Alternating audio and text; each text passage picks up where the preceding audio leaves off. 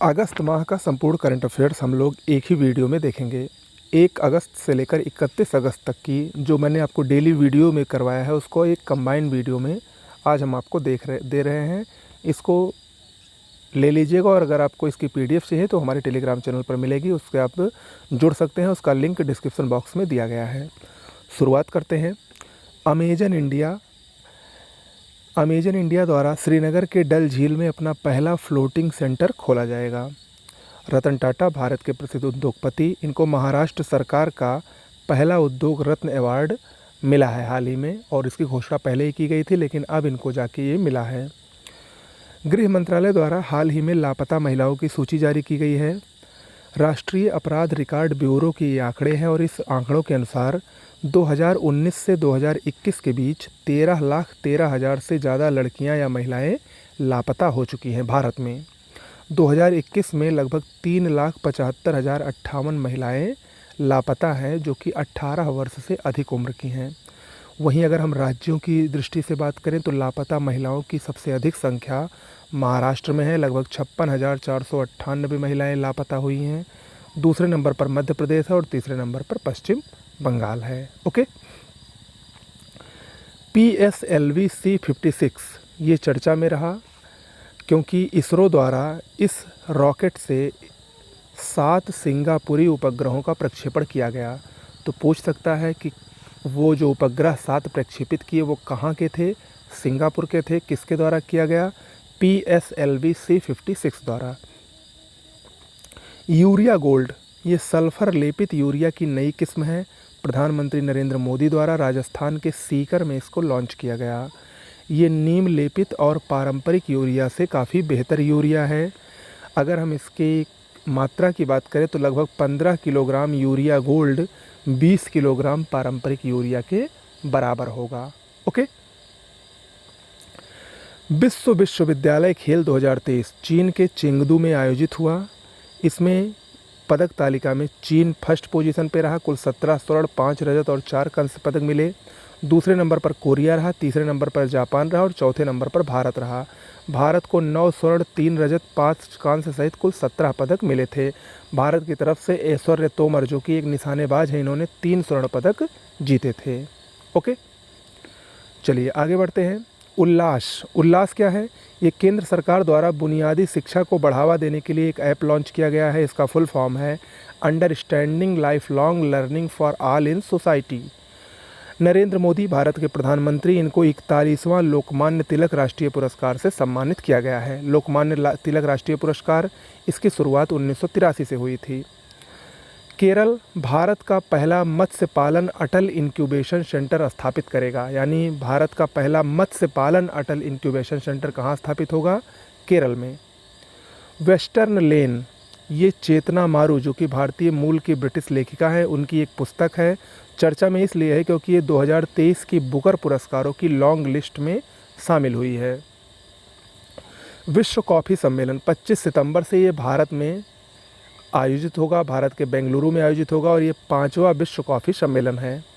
निशा बिस्वाल भारतीय अमेरिकी नीति विशेषज्ञ हैं। अमेरिकी वित्त एजेंसी की ये उप मुख्य कार्यकारी अधिकारी नियुक्त हुई हैं।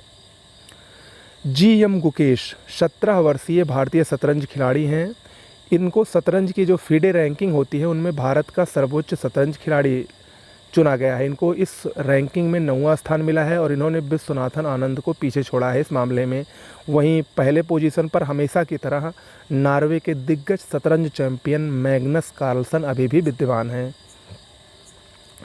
अमृत वृक्ष आंदोलन असम सरकार द्वारा लॉन्च ये एक ऐप है। 17 सितंबर को राज्य भर में 1 करोड़ पौधे लगाने का लक्ष्य इस ऐप के द्वारा असम सरकार पूरा करने की कोशिश कर रही है और उसी के उद्देश्य के लिए यह ऐप लॉन्च किया गया है। उत्तर प्रदेश से संबंधित 2 महत्वपूर्ण खबरें देख लीजिए।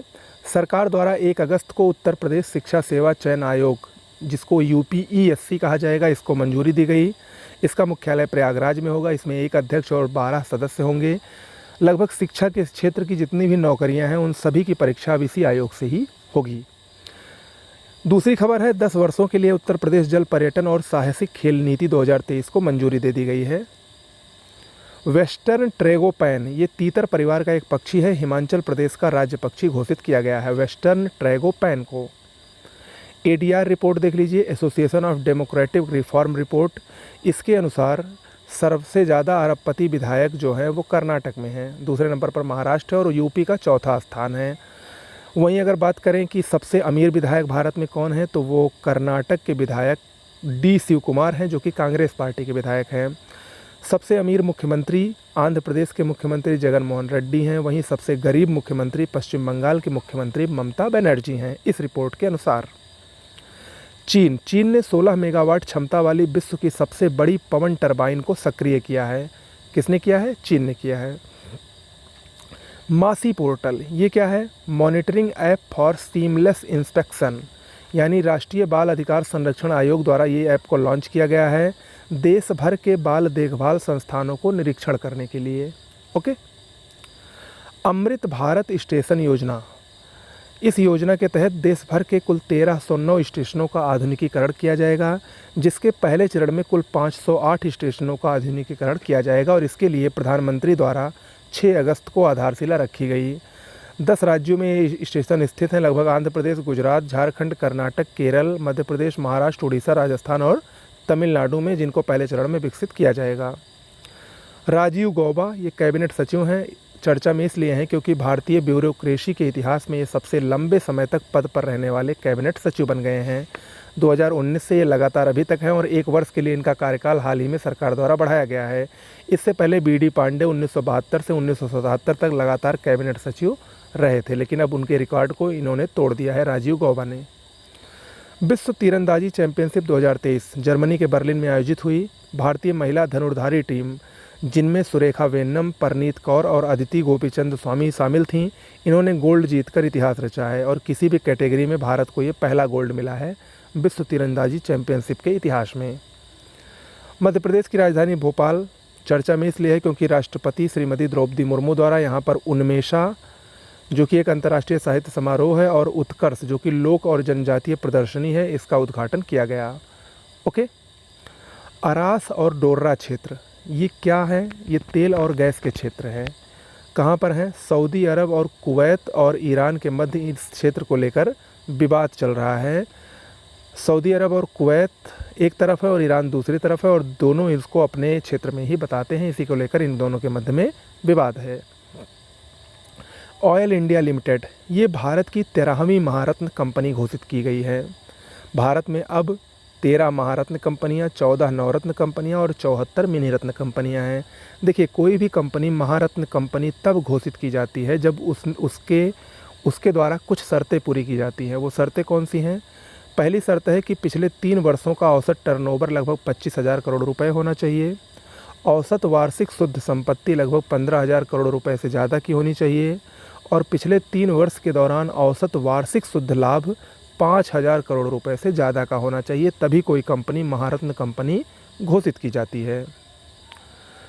अगली खबर है ओएनजीसी विदेश लिमिटेड, ये भारत की 14वीं नवरत्न कंपनी घोषित की गई है। तो याद रखिएगा, ये दोनों बहुत ही महत्वपूर्ण है, परीक्षा में बिल्कुल पूछे जा सकते हैं। हाल ही में 7 उत्पादों को जीआई टैग दिया गया, जिनमें राजस्थान के 4 उत्पाद, उत्तर प्रदेश का 1 उत्पाद और गोवा के 2 उत्पाद हैं। उत्पादों का नाम देख लीजिए। उत्तर प्रदेश के जो उत्पाद है उसमें एटा के जलेसर की धातु शिल्प, यहाँ की घुघरू और घंटियाँ बहुत ही फेमस है, तो इसको जीआई टैग मिला। गोवा का मनकुराड आम और गोवन बेम्बिका, जिसको शाही मिठाई कहा जाता है, इसको भी जीआई टैग मिला। और राजस्थान के 4 वस्तुओं को जीआई टैग मिला, जिसमें उदयपुर कोफ्तगारी धातु शिल्प, बीकानेर काशीदाकारी शिल्प, जोधपुर बंदेज शिल्प और बीकानेर उस्ता कला शिल्प प्रमुख हैं। ओके। सावी शोइन ये स्मार्टफोन प्रोसेसर निर्माता कंपनी क्वालकॉम इंडिया के नए अध्यक्ष बने हैं। सावी शोइन, क्वालकॉम की बात करें तो 1985 में स्थापित ये अमेरिकी कंपनी है। इसका मुख्य हेडक्वार्टर अमेरिका के सैन डियागो में है। देवेंद्र सूरा, इनको ट्री मैन ऑफ हरियाणा कहा जाता है, एक कांस्टेबल हैं। इनकी एक टीम है जिनका नाम है पर्यावरण मित्र। इनके साथ मिलकर इन्होंने 2011 से अब तक लगभग 30 से 40 हज़ार पेड़ प्रति वर्ष लगाए हैं और इसके लिए इन्होंने अपनी सैलरी और उसके अलावा भी कर्ज लेकर ये पेड़ लगाए हैं, जिनके लिए इनको ट्री मैन ऑफ हरियाणा कहा जाता है। शुभ यात्रा, ये केरल सरकार द्वारा प्रारंभ एक योजना है। केरल से पहली बार आने वाले विदेशी प्रवासियों को 2 लाख रुपए तक की विदेशी वित्तीय सहायता इस योजना के अंतर्गत दी जाएगी। किसके द्वारा? केरल सरकार द्वारा। इराक ट्रेकोमा को ख़त्म करने के लिए WHO द्वारा मान्यता प्राप्त करने वाला ये 18वां देश बना है। ट्रेकोमा एक बैक्टीरियल आँख का संक्रमण है। निराक्षी समुद्र के अंदर निगरानी यानी माइन डिटेक्शन के लिए स्वदेश निर्मित भारत का पहला ऑटोनॉमस अंडर वाटर व्हीकल है। कोलकाता स्थित गॉर्डन रीच शिप बिल्डर्स द्वारा इसको विकसित किया गया है। अदिति गोपीचंद स्वामी ये चर्चा में है क्योंकि विश्व तीरंदाजी चैंपियनशिप जो कि बर्लिन में आयोजित हुई उसमें व्यक्तिगत विश्व चैंपियन का खिताब जीतने वाली ये सबसे कम उम्र की पहली भारतीय महिला खिलाड़ी बनी है। इनकी उम्र मात्र 17 वर्ष है। अदिति गोपीचंद स्वामी। डॉक्टर हुन मैनेट कंबोडिया के नए प्रधानमंत्री बने हैं। हाल ही में जीवन प्रत्याशा संबंधी कुछ नए आंकड़े आए हैं। उसके अनुसार जापान की जीवन प्रत्याशा में लगातार दूसरे वर्ष गिरावट आई है। आप सभी को पता होगा कि जापान के व्यक्ति जो होते हैं वो जीवन प्रत्याशा के मामले में हमेशा अव्वल रहते हैं, नंबर 1 पर रहते हैं, लेकिन पिछले 2 वर्षों से उनकी जीवन प्रत्याशा में गिरावट आई है। पुरुषों की बात करें तो पुरुषों के मामले में सबसे अधिक जीवन प्रत्याशा स्विट्जरलैंड की है, फिर स्वीडन की, फिर ऑस्ट्रेलिया की, और अब जापान चौथे नंबर पर फिसल गया है जो कि हमेशा नंबर 1 हुआ करता था। वहीं महिलाओं की जीवन प्रत्याशा सबसे अधिक जापान में अभी भी बनी हुई है। ओके, चलिए आगे बढ़ते हैं। विश्व जैव ईंधन दिवस 10 अगस्त को मनाया गया। पहली बार 2015 में ये मनाया गया था। सर रुडोल्फ डीजल जो कि डीजल के आविष्कारक थे, इन्हीं के सम्मान में विश्व जैव ईंधन दिवस 10 अगस्त को प्रत्येक वर्ष मनाया जाता है। वैभव तनेजा टेस्ला के नए मुख्य वित्तीय अधिकारी बने हैं। 2003 में एलन मस्क द्वारा स्थापित टेस्ला कंपनी है। हल्ला बोल ये शॉर्ट मूवी सीरीज है। एशियन गेम्स जो कि सितंबर में शुरू होने वाला है चीन में, तो उसके लिए तैयारी कर रहे खिलाड़ियों की यात्रा पर आधारित है। ये हल्ला बोल शॉर्ट मूवी सीरीज़ है। एशियन गेम्स 2023 जो कि चीन के हांगझू में 23 सितंबर से 8 अक्टूबर के बीच में खेला जाएगा, उसी के लिए ये मूवी सीरीज़ जारी की गई है भारत के द्वारा। हल्ला बोल। गुजरात सरकार में भी उत्तर प्रदेश की तर्ज पर एक जिला एक उत्पाद योजना लागू कर दी गई है। आदि चन्नलूर पुरातात्विक स्थल चर्चा में है क्योंकि ये तमिलनाडु के थूथुकुडी जिला में स्थित है, तमिराबरानी नदी के किनारे। प्राचीन लौह युग यानी महापाषाण काल का ये दफन स्थल था। वित्त मंत्री द्वारा प्रतिष्ठित स्थल संग्रहालय की यहाँ पर स्थापना रखी गई है। अगर आप सभी लोग 2020-21 का बजट देखें या याद होगा तो उसमें कुल 5 स्थलों के प्रतिष्ठित स्थल के रूप में विकास करने की बात की गई थी। उन 5 स्थलों में ये एक स्थल है, आदि चन्नलूर। ठीक है, इसके अलावा जो 4 स्थल हैं वो राखीगढ़ी हरियाणा, धौलावीरा गुजरात, हस्तिनापुर उत्तर प्रदेश और शिवसागर असम में जो स्थित है उस वे हैं। ओके।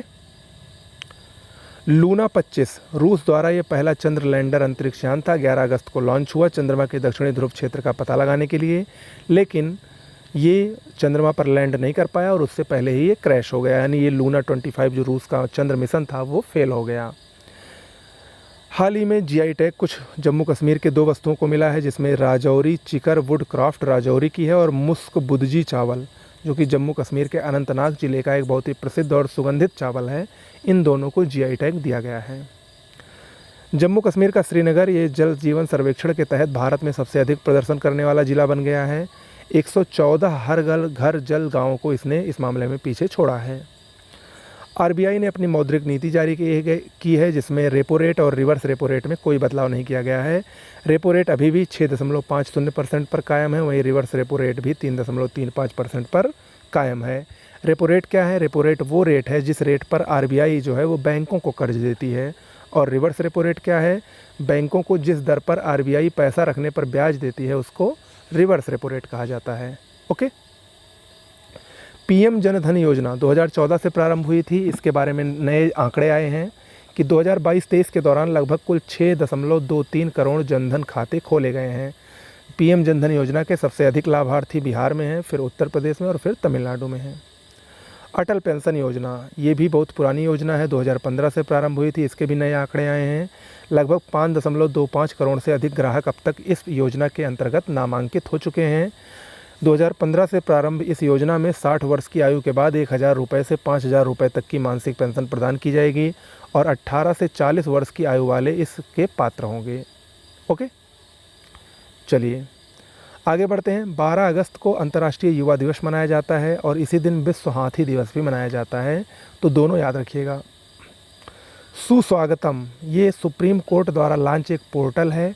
किस लिए लॉन्च किया गया है? वकील, मुकदमों और नागरिकों के सुप्रीम कोर्ट में प्रवेश को सुगम बनाने के लिए ये QR कोड आधारित एक ई पास है। क्या नाम है? सुस्वागतम।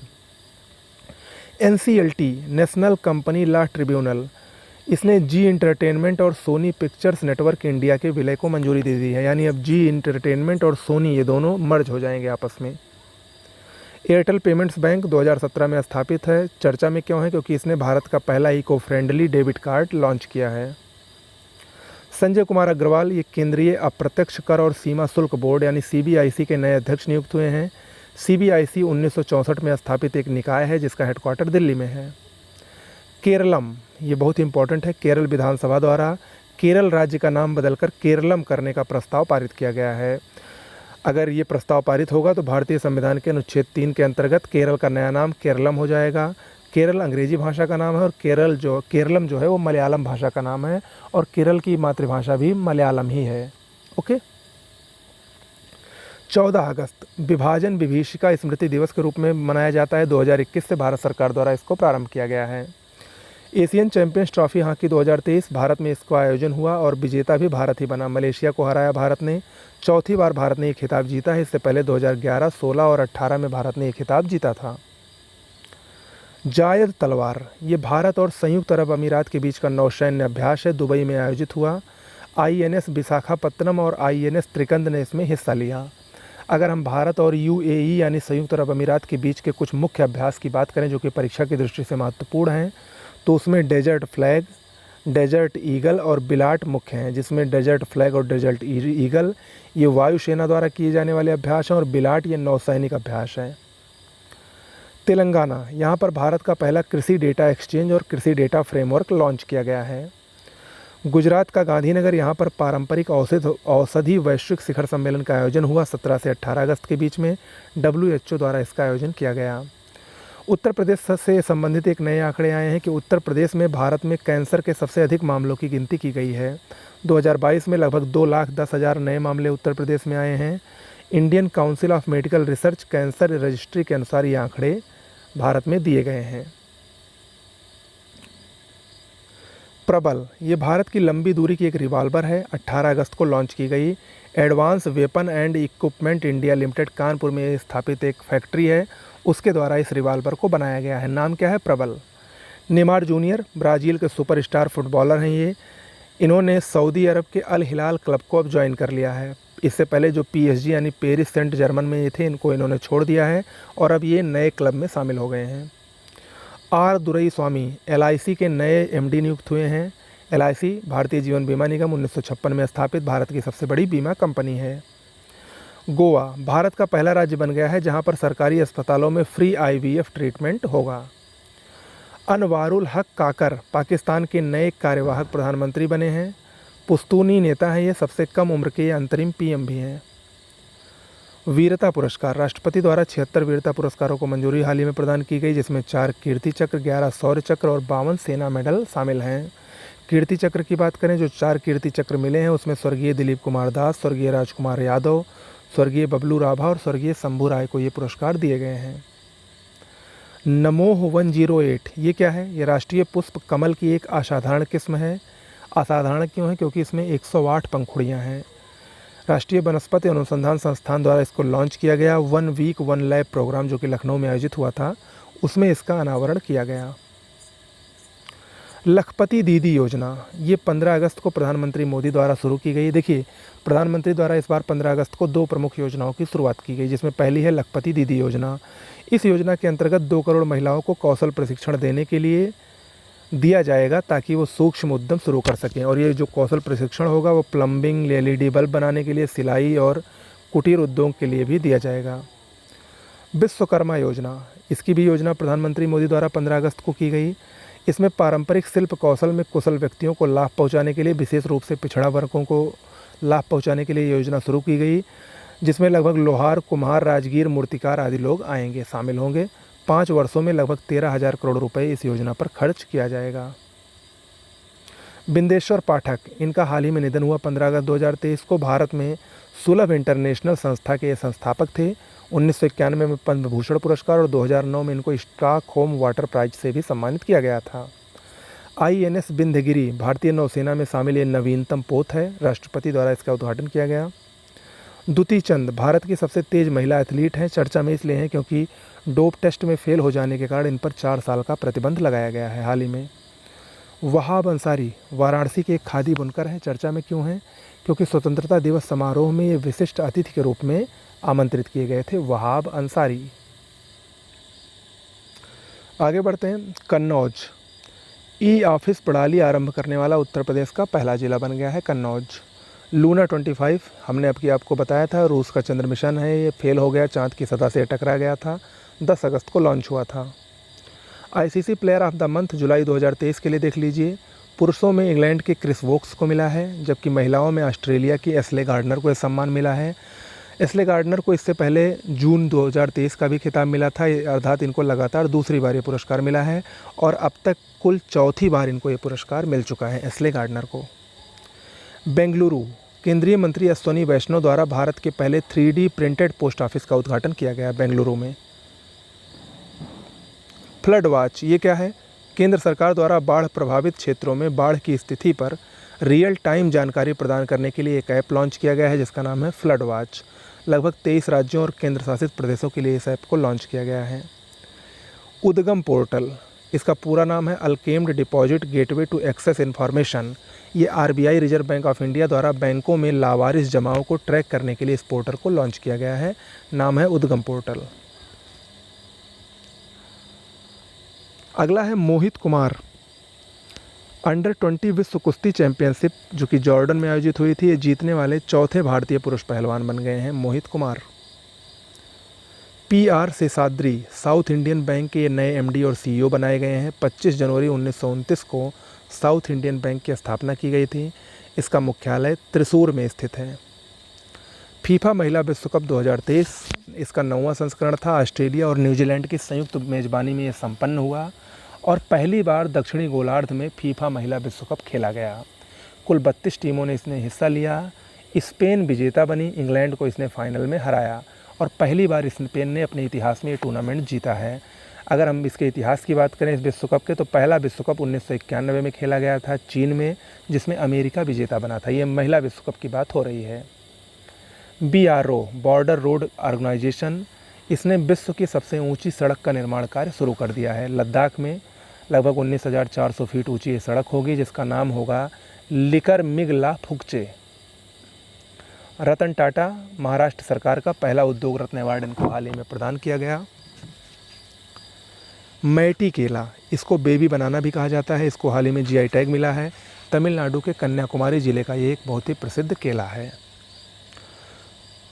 श्रीनगर इंदिरा गांधी ट्यूलिप गार्डन 15 लाख फूलों के साथ वर्ल्ड बुक ऑफ रिकॉर्ड में दर्ज किया गया है। एशिया का सबसे बड़ा गार्डन है। अगला है international young eco hero award 2023। ये 5 युवा भारतीयों को ये अवार्ड मिला है। विश्व भर में कुल 17 युवाओं को दिया गया है। एक्शन फॉर नेचर द्वारा इसकी घोषणा की गई है। 5 जो युवा भारतीय हैं उनका नाम क्या है? मेरठ की इहा दीक्षित, बेंगलुरु की मान्या हर्ष, निवाड़े सोमानी, मन्नत कौर और करण रस्तोगी, तीनों दिल्ली के हैं। राहुल द्रविड़ पूर्व भारतीय क्रिकेटर और मौजूदा में भारतीय इंडिया टीम के नए कोच। BPCL यानी भारत पेट्रोलियम कॉरपोरेशन लिमिटेड के नए ब्रांड एम्बेसडर बनाए गए हैं। कौन? राहुल द्रविड़। चंद्रयान 3 के बारे में जाकर देख लीजिए। 23 अगस्त को बहुत ही ऐतिहासिक दिन था। 6:04 पर सॉफ्ट लैंडिंग हुई चंद्रयान 3 की। भारत चांद पर सॉफ्ट लैंडिंग कराने वाला विश्व का चौथा देश बना। इससे पहले अमेरिका, सोवियत संघ और चीन ऐसा कर चुके थे। दक्षिणी ध्रुव पर लैंडिंग करने वाला विश्व का भारत पहला देश बना। 14 जुलाई को ये मिशन लॉन्च हुआ था। लगभग 3,84,000 किलोमीटर की दूरी 41 दिन में इस मिशन में जो चंद्रयान 3 था उसने तय की। LVM M4 रॉकेट द्वारा श्रीहरिकोटा से इसको लॉन्च किया गया था। लैंडर विक्रम और रोवर प्रज्ञान 2 इसके महत्वपूर्ण अंग हैं। कुल 14 दिन तक ये वहाँ पर कार्य करेंगे और चंद्रमा के बारे में जानकारी प्राप्त करते रहेंगे और इसरो को भेजते रहेंगे। इससे पहले चंद्रयान-1 जो कि 2008 में गया था, उसने चंद्रमा पर पानी के अणु मौजूद होने की पुष्टि की थी। चंद्रयान-2 जो कि 2019 रूप में गया था, वो आंशिक रूप से सफल था क्योंकि चंद्रमा पर पहुंचने से ठीक 2.1 किलोमीटर पूर्व उसका संपर्क टूट गया था और ऐसा माना जा रहा था कि वो क्रैश हो गया है। चलिए आगे बढ़ते हैं। गुवाहाटी हवाई अड्डा, जिसका नया एक नाम है गोपीनाथ बोरदोलोई हवाई अड्डा, चर्चा में इसलिए है क्योंकि डीजी यात्रा सुविधा पाने वाला ये पूर्वोत्तर का पहला हवाई अड्डा बना है। डीजी यात्रा से तात्पर्य हवाई यात्रा को आधुनिक बनाने से है। जस्टिस प्रकाश श्रीवास्तव एनजीटी के नए अध्यक्ष बने हैं। नेशनल ग्रीन ट्रिब्यूनल के पर्यावरण से संबंधित मामलों के निपटारे के लिए एक अर्ध निकाय है। एनजीटी 2010 में स्थापित हुआ था। हेडक्वार्टर इसका दिल्ली में है। श्रेथा थिविसिन थाईलैंड के नए प्रधानमंत्री बने हैं। सचिन तेंदुलकर चुनाव आयोग के राष्ट्रीय आइकॉन नियुक्त किए गए हैं। सचिन तेंदुलकर। चंद्रयान-3 यूट्यूब पर दुनिया का सबसे ज़्यादा देखा जाने वाला लाइव स्ट्रीमिंग बना। लगभग 80 लाख दर्शकों ने इसको देखा था 23 अगस्त को। ब्रिक्स सम्मेलन 15वां सम्मेलन दक्षिण अफ्रीका के जोहानसबर्ग में 22 से 24 अगस्त के बीच में संपन्न हुआ। प्रधानमंत्री मोदी ने भाग लिया इसमें और इसकी सबसे बड़ी जो हाईलाइट रही, जो विशेषता रही, वो ये रही कि 6 नए देश अब ब्रिक्स में शामिल होंगे। वर्तमान में 5 देश हैं कुल। मिस्र, संयुक्त अरब अमीरात, ईरान, इथियोपिया, अर्जेंटीना और सऊदी अरब, ये 6 नए देश इसमें शामिल होंगे। 2024 जनवरी 2024 से इनको आधिकारिक सदस्य बना लिया जाएगा। ब्रिक्स की स्थापना 2009 में हुई थी। तिरुवनंतपुरम केरल में केरल का पहला एआई यानी आर्टिफिशियल इंटेलिजेंस स्कूल खोला गया है। CR राव, सी राधाकृष्ण राव, इनका हाल ही में निधन हो गया। कुल 103 वर्ष के थे। भारत के महान सांख्यिकी वैज्ञानिक और गणितज्ञ थे। हाल ही में इनको 2023 वाला सांख्यिकी में अंतर्राष्ट्रीय पुरस्कार से सम्मानित भी किया गया था। हनी डबास भारत की हैं। विश्व पैरा पावर लिफ्टिंग चैंपियनशिप में भारत ने पहली बार स्वर्ण पदक जीता है और उसको हनी डबास ने दिलाया है। अनाहत सिंह भारतीय स्क्वैश खिलाड़ी हैं। एशियाई जूनियर स्क्वैश चैंपियनशिप में इन्होंने स्वर्ण पदक जीता है। 69वां राष्ट्रीय फिल्म पुरस्कार 2023 देख लीजिए, बहुत ही महत्वपूर्ण है। 1954 से ये पुरस्कार देने की परंपरा प्रारंभ हुई है और इस बार का जो पुरस्कार था उसमें बेस्ट फीचर फिल्म का पुरस्कार रॉकेटरी द नाम्बी इफेक्ट को दिया गया। बेस्ट पॉपुलर फिल्म RRR बनी। बेस्ट हिंदी फिल्म सरदार ऊधम सिंह को दिया गया। वहीं Nargis Dutt award the Kashmir files को दिया गया। अगर हम बात करें बेस्ट एक्टर की, तो अल्लू अर्जुन को उनकी फिल्म पुष्पा के लिए बेस्ट एक्टर का अवार्ड मिला। बेस्ट एक्ट्रेस का अवार्ड आलिया भट्ट को उनकी फिल्म गंगूबाई काठियावाड़ी के लिए और कृति सेनन को उनकी फिल्म मिमी के लिए दिया गया। सपोर्टिंग एक्टर का पुरस्कार फिल्म मिमी के लिए अभिनेता पंकज त्रिपाठी को मिला। वहीं सपोर्टिंग एक्ट्रेस का पुरस्कार द कश्मीर फाइल्स मूवी के लिए पल्लवी जोशी को मिला। फिल्म अनुकूल राज्य का पुरस्कार मध्य प्रदेश को दिया गया। ओके। आर प्राज्ञानंदा भारत के ग्रैंड मास्टर हैं। शतरंज खिलाड़ी, 18 वर्षीय। हाल ही में फीडे विश्व कप 2023 में ये उप विजेता रहे, दूसरे स्थान पर रहे। विजेता नॉर्वे के मैग्नस कार्लसन रहे। स्वच्छ वायु सर्वेक्षण 2023 केंद्रीय प्रदूषण नियंत्रण बोर्ड द्वारा ये जारी किया गया। 10 लाख से अधिक आबादी वाले में मध्य प्रदेश का इंदौर नंबर 1 पर रहा। उत्तर प्रदेश का आगरा दूसरे नंबर पर और महाराष्ट्र का ठाणे तीसरे नंबर पर रहा। प्रधानमंत्री मोदी से संबंधित कुछ महत्वपूर्ण खबरें देख लीजिए। प्रधानमंत्री मोदी 40 वर्षों में ग्रीस की यात्रा करने वाले पहले प्रधानमंत्री बने। इससे पहले 1983 में इंदिरा गांधी ने ग्रीस की यात्रा की थी। ग्रीस के पीएम किरियाकोस मित्सोताकिस से ये मुलाकात करेंगे। हालांकि इसके बारे में भी हम लोग आगे पढ़ेंगे। ब्रिक्स सम्मेलन के दौरान प्रधानमंत्री मोदी ने अपने साथ कुछ उपहार में ले गई चीज़ों को भेंट किया, जिसमें तेलंगाना की बिदरी सुराही थी। इसको दक्षिण अफ्रीका के राष्ट्रपति सिरिल रामाफोसा को उन्होंने उपहार में दिया। नागालैंड की शॉल को दक्षिण अफ्रीका की जो प्रथम महिला हैं छेपो मोत्सेपे को गिफ्ट में दिया। वहीं मध्य प्रदेश की गोंड पेंटिंग को ब्राज़ीली राष्ट्रपति लूला डी सिल्वा को गिफ्ट में प्रधानमंत्री मोदी द्वारा दिया गया। नीरज चोपड़ा भारत के प्रसिद्ध भाला फेंक खिलाड़ी, हंगरी के बुडापेस्ट में आयोजित विश्व एथलेटिक्स चैंपियनशिप में स्वर्ण पदक जीतने वाले पहले भारतीय बन गए हैं। नीरज चोपड़ा चंद्रयान 3 से संबंधित कुछ और महत्वपूर्ण खबर देख लीजिए।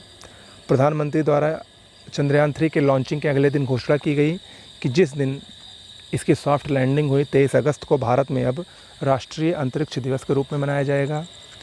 चंद्रयान 2 द्वारा जो छोड़ा गया निशान था वो वाला पॉइंट तिरंगा पॉइंट कहलाएगा और चंद्रयान 3 का लैंडर जिस पॉइंट पर सबसे पहले उतरा उसको शिव शक्ति के नाम से जाना जाएगा। तो ये तीनों याद रखिएगा। प्रधानमंत्री की ग्रीस यात्रा के बारे में विस्तार से यहाँ पर चर्चा कर लेते हैं। 40 साल बाद किसी पीएम की ये यात्रा है। इससे पहले 1983 में इंदिरा गांधी ने यात्रा की थी ग्रीस की।